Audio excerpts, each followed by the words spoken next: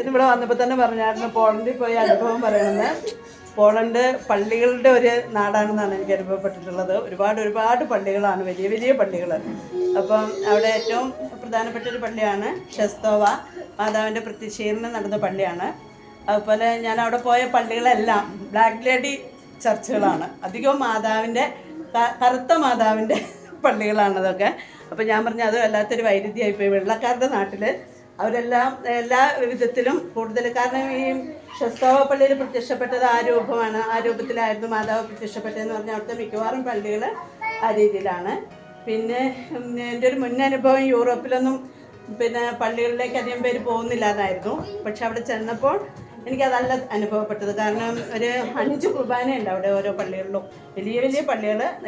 എല്ലാ കുർബാനയ്ക്കും നിറച്ച ആളുകളെ കാണാമായിരുന്നു ഞങ്ങൾ പോയപ്പോഴൊക്കെ.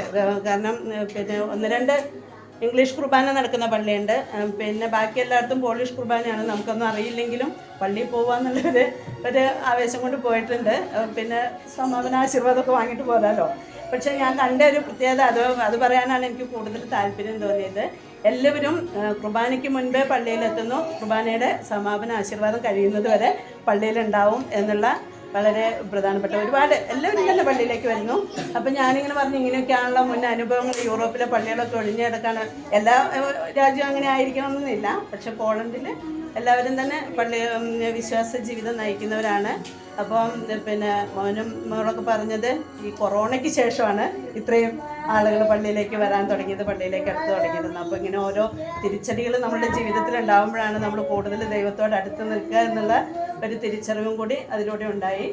പിന്നെ കാര്യമായിട്ട് പറയാനൊന്നുമില്ല. ഇത് തന്നെ ഞാൻ അവിടെ പോയത് കൂടുതലും പള്ളികളിലാണ്.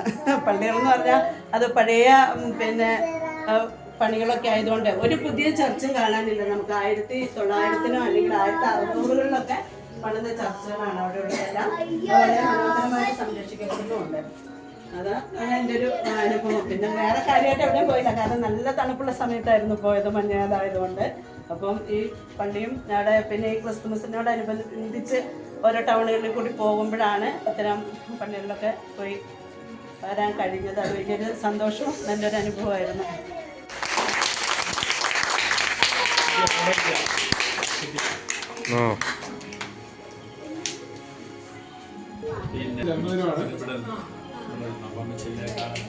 അഞ്ചാം തീയതി എത്ര വയസ്സായി ചോദിക്കുന്നുണ്ടല്ലേ? കുഴപ്പമില്ല. 40 എന്ന് പറഞ്ഞു കഴിഞ്ഞാല് 85 വയസ്സ്. 84 41 പ്രായം കുറഞ്ഞ് പറയാനാണ്. അമ്മച്ചിക്ക് എല്ലാവരുടെയും പേരിലുള്ള എല്ലാ ആശംസകളും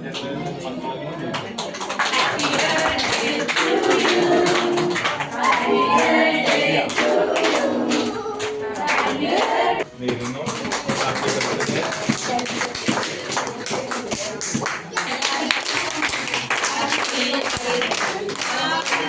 Happy welcome. Happy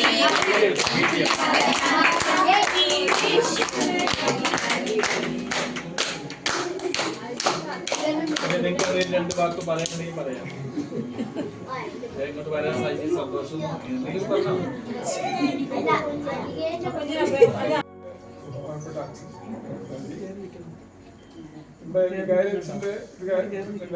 നമ്മുടെ എല്ലാ കാര്യത്തിലും വളരെ പ്രോത്സാഹനമായ നിലപാട് അച്ഛൻ സ്വീകരിക്കുന്നു.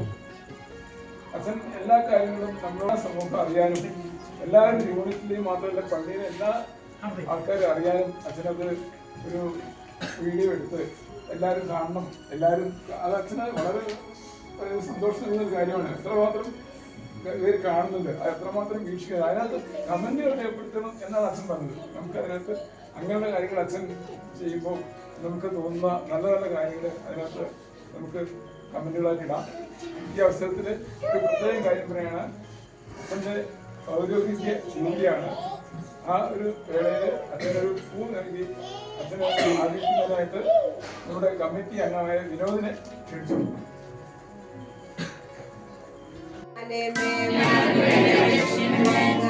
പേടകമേ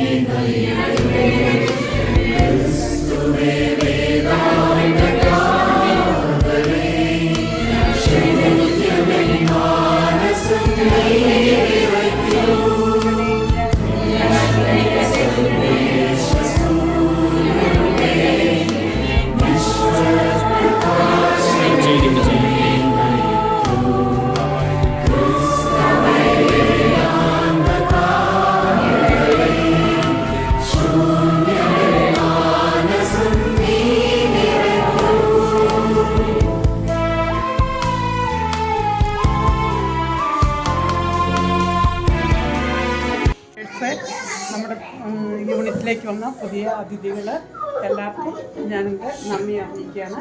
ഒപ്പം ഇന്നിവിടെ കൂടിയിരിക്കുന്ന എല്ലാ ആളുകളും എല്ലാവർക്കും ഒരിക്കൽ കൂടി നന്ദി.